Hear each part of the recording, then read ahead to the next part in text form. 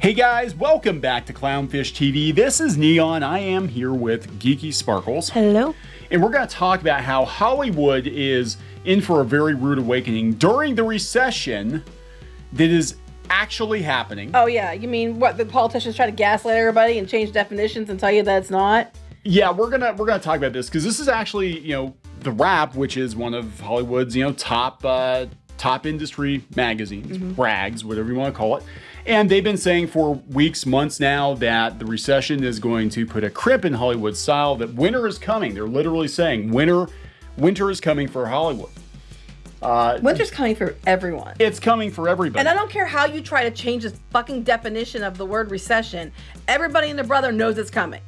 Yeah, so this is insane. Just to try to dissuade people from thinking there's a recession going on when people being laid off. I've actually talked to people on Twitter, said they've been laid off from normie jobs, not just Hollywood, not just the media. I was talking to several people today at garage sale. I was out garage selling, and I was talking to several people today, and they're talking about how it's coming, the recession's coming, and how all these businesses are shutting down, and people aren't spending money, even at garage sales, because they're afraid to spend any money. Yeah. That's a recession. Yeah, so they changed the definition of recession on Wikipedia, and then they blocked the page. And this is coming from an account that AOC actually follows. Oh, shocker. Yeah, so, well, no, I'm saying that this isn't like, as far as I know, this is not like a right-wing account. There's people over the spectrum that follow I heard about this already. I mean, not about the Wikipedia, but about the definition getting changed. Yeah, there's no global consensus on the definition of recession. Here's what gets me, and I put a post up on Twitter, and I stand by it 100%. I am so effing tired. I don't care which side you're on. I am so tired of politicians, gaslighting the public. Things like changing the definition of recession so they can say that they don't have one ahead of election. I am so tired of the gaslighting. I am so tired of the manipulation. I am so tired of these people sitting in office for years and years and years, and somehow they always know what stocks to buy, and they always know, and they always come out ahead, because they're not there to do the job, which is represent the people and help the greater good. They're there to do the job of helping their own pocketbook. And I'm getting tired of it. We need term limits, and we need, I'd say just get rid of all of them and put new people in. I'm sick to death of it. These career politicians where it runs in the family, and they just get to pass it on, the seats on. I'm tired of it. And then trying to change, we're not in a recession because we changed the definition. That's not how this works. Stop pissing on my head and telling me it's raining. I think the people in the general public are aware of your shit, and they're onto you, and they're getting sick of it. So we're going to talk about this because it's not obviously not just Hollywood, obviously not just the media, but we talk about predominantly Hollywood and the media and business and all that. And we're going to see a very, very different Hollywood, I think, on the other side of this. Hopefully a better one. I think we're going to see a Hollywood that we've said before is going to pivot to profit out of necessity because they got stupid with money and they were cranking out a bunch of programming that the general audiences didn't want. Well, what I'm worried about, and I'm genuinely worried about this, I'm worried when they pivot to profit, they're going to have the wrong takeaway. And the takeaway is going to be, well, people don't want diversity at all. And that's not true. And I don't want that to be the other extreme. I think it needs to meet in the middle like it used to be, because it was been like that for years and years. You need to go back to what it was a few years ago. I don't want them to take the wrong stance and then go the other way, too far the other way. What I'm afraid of is they're going to double down on proven IP and not take any chances anymore. Agree, that too, yes. And we're not going to get new stuff. Like I was just talking to Elvic, who's been following us for years. Hello, Elvic, about Everything Everywhere All at Once. And I'm like, this is what happens when you actually make new stuff. Mm-hmm. Or you get a chance to make new stuff. And I'm afraid that what'll happen is they'll be like, okay, well, let's go the other way and let's just do nothing but sequels, reboots. But they've tried that and it's not working. So I don't think they're going to do that because they're already trying that. But they keep trying to do it, but they do it in such a way that we change so much about it doesn't make it anymore. They need to go back to making new things. If you're going to do a sequel, you need to make sure that it feels like the original, or that it feels like it belongs. Yeah. And we do need diverse projects, but we need diverse projects that are organically diverse. I'm afraid they're going to take away is going to be, well, like we saw with the animation, because you had some of the shows not do well, and then the people that were diverse, people that had really good projects, they wouldn't get picked up because they were afraid to pick them up because diversity doesn't work. And that's not true. That actually shows how narrow-minded some of these people are, because these companies are like, diversity, diversity, diversity. They're like, well, we can't pick this one up because we already had a black show, and now we're going to do another black show. It didn't do well. It didn't do well. It's like, you're not looking at it as a case-by-case basis. Right. Like, maybe there are other reasons why this particular show didn't work beyond who was working on the show. And I think, I think there's a time and place for everything. I think it's just if it fits, it fits. If it doesn't, it doesn't. And that's the problem. But anyway, that has nothing to do with anything really other than Hollywood. Yeah. Well, speaking of new stuff, very soon we're going to be launching Crimson Wren Volume 1 on Indiegogo. We were going to go Kickstarter, but Kickstarter's some weird stuff. Until they got weird. We were going to give them a chance because they've been taking a lot of crap and got rid of people. So we're like, hey, we'll give them a chance. And then we saw all the weird campaign stuff show up, and then we're like, Yeah, they were letting a lot of fake campaigns on the platform. I'm like, yeah, we got to really think about this. Someday maybe. We'll see. Anyway, go out to Indiegogo. You can sign up to be notified when we go live. This is the canonical prequel to Shadowbinders. This is a new IP. Well, new, not really new. We've been doing a comic for about 12 years now. But it is a story that feels like something from the 80s. It could have been made during the 80s, a cartoon show in the 80s, or a movie, a Spielberg movie, or something like that. It is coming to Indiegogo soon. If you want to support new projects, check it out, please. Yes. Anyway, let's go back to this. So Hollywood's not going to be spending a lot of money on new projects. According to the Wrap, Wall Street to Hollywood, spend less on streaming shows. Winter is coming. Now, they changed the definitions. That stops it. They changed the definition. Now, right over here too, Roku. And Roku channel is actually one of my favorite streaming services. Like, I watch more Roku channel, I think, than I watch anything else.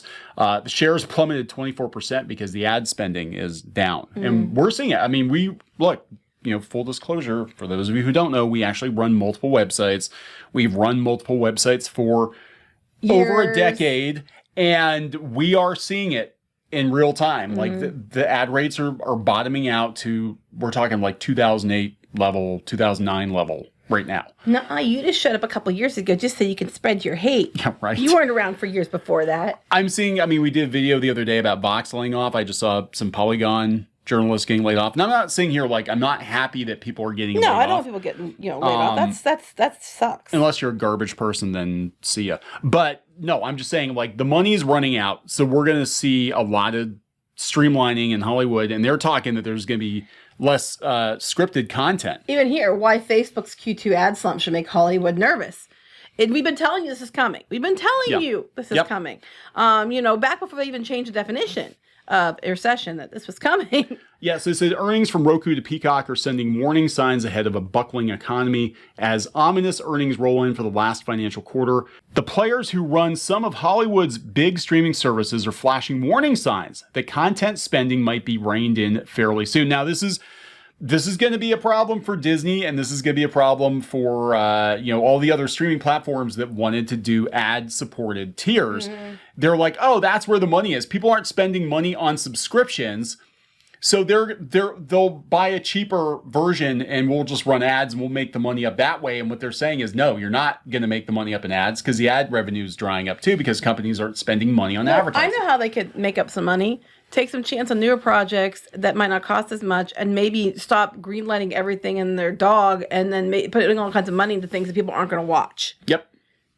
They said there are little to no gains in paid subscribers from Roku and NBC Universal's Peacock, which means those big budget scripts sitting in the bottom drawer might need to be sold fast because the funding goes away. A lot of people trying to lock in deals now. Because even then, there are kill switches. Like, they can be like, hey, the company went bankrupt. We don't have to produce your show. Look at Netflix. They canceled a lot of shows. They probably had a kill fee or something they had to pay, but they're like, it's cheaper than making the show. It's cheaper to pay you $100,000 than it is to actually make Anti-Racist Baby for millions of dollars and have nobody watch it. Right. This is a vicious cycle. Studios are looking to save money without sacrificing quality or surefire hits, which means services like Apple TV, HBO, Netflix, Disney, etc. may need to make some tough choices in a year where content spending for those platforms could top $50 billion or more. It's too early to tell exactly how much studios will cut back from their streaming, and such decisions hinge on how much money advertisers trim trying to lure belt-tightening consumers. Yeah, people are freaking out. Oh wait, but that would imply, according to the Wrap Pro, that would imply people across the country are worried about a recession and are tightening their belts because costs are going up. Eggs were like $3 over $3 the other day. Eggs. Yeah, I know. It's ridiculous. I mean, for those of you, again, who don't think we're in a recession, you really need to take a look around. You take the glasses off and yeah. Yeah, and I'm sorry. I mean, we've got several, Hollywood and New York media outlets saying we are absolutely positively in a recession. Right. But we'll just change the definition, so They said we're going to make sure the Roku channel content spend. This is the Roku's CFO. Our content spend reflects the economic reality of the short-term disruptions around macroeconomic factors. Basically, we're not going to spend a whole lot of money because we don't know if we're going to make that money back. Right. And that's a smart way to do. Yeah. That's how businesses run. And then Roku shares plunged, but stocks are down all across the board. And this is going to affect everybody. I mean, again, Disney is banking on this ad-supported tier. Now, I think there's going to be a bump this fall from political ads, which is why they're allowing political ads on Hulu, because they know. I mean, that's what it's about. It's about money. People were like, bitching about Disney not putting the Democrats ads on, but it's like they're doing it because they need the money. It's because of money, and they're gonna say, "Oh, we hear you. We're doing it because you asked us to. We're trying to look how accepting we are." No, they're leveraging that to look good while they need the money. It's the same like with the Splash Mountain retheme. They planned it for years. They just waited till there was political issues that they could get it put through without getting pushback to push it through. It's like that. It's manipulation. So they're talking about how, they're really going to cut back. David Zaslav said we're not going to overspend. Bob Chapek, of course, he never overspends on anything. No, yeah. So we're very carefully watching our content cost growth. As he gives millions more dollars to executive bonuses. Yeah. So they said that they're not going to be signing blank checks anymore. So I think what we're going to see, unfortunately, is a lot more reality TV, not scripted stuff. And we're going to see a lot of budget cut. Like, we're going to get more budget cut Marvel and Star Wars because, I mean, look at the first shows that Disney Plus did and look at the money they spent. They looked like theatrical releases. They said they were going to be all looking like that. Yeah, and that, I think, was the plan. That was the plan, and then the money started to run out. And then they started to realize, like, oh, okay, we're not, because Disney Plus isn't even profitable yet. Like, it's not going to be for a couple of years. Yeah, and at this rate, it might not be for a lot longer. So we're going to see Hollywood freaking out. We're going to see them try. I think what's going to happen is we're going to have this pivot again, and it's going to be like, oh yeah, let's try making more fan-pleasing stuff. And we're going to pretend that we didn't spend the last 5 or 6 years attacking audiences. But look at how well, like, look at this. Okay, so we have all this bad news, and then in here, right in the middle, IMAX goes on about their Q2 earnings victory lap following Top Gun box office bonanza. Oh, but that's a horrible movie, and only istophobic people watch that movie, except it's really popular, and not just in the United States. There was a hit piece. They wrote a hit piece on Tom Cruise on one of these rags, these media outlets, talking about how Tom Cruise is nothing but just a generic box office star, and he shouldn't be as popular as he is. He brought a lot of money. I'm not a big fan of Tom Cruise. I think he's a little bit woohoo, he brings the money. He's really good at what he does. Yep. And you know what? As far as Top Gun, I respect the hell of the fact that he can fly the fighter jets and he can fly planes and stuff. Because my parents are both pilots, and I'm like, I respect you for getting. And when he was doing the one race movie, he learned to drive a Formula One car. I mean, I respect that. That I don't necessarily think you're the all there, but I respect that. Yeah, so this is we're gonna see Hollywood pivot for sure. I think it's pivot to cheapness and pivot to trying to win fans back, but I think it's gonna be done on the cheap for sure. And again, they're never going to admit that they spent way too much time trying to drive customers away. It's like all those customers that you spent the last 5 to 8 years driving away. Don't you wish you had them now? Yeah, and that's what they're going to do. They're going to gradually start trying to win everybody back. If the subscriptions are going down and the ad rates are going down, don't you wish you had more people buying Star Wars merchandise? Don't you wish you had more people buying Doctor Who Blu-ray sets? Because that's what's going to get you through this. Right. And you chase them away. So good luck with that. Yeah. Winter is coming. Winter is coming. That's their words, not ours. So we're going to wrap it up. Yep. Please subscribe for more pop culture news, views, and rants, guys. We'll talk later. Bye. Guess we should start rounding up all those nuts at the store because winter's coming. There's a lot of them in Hollywood.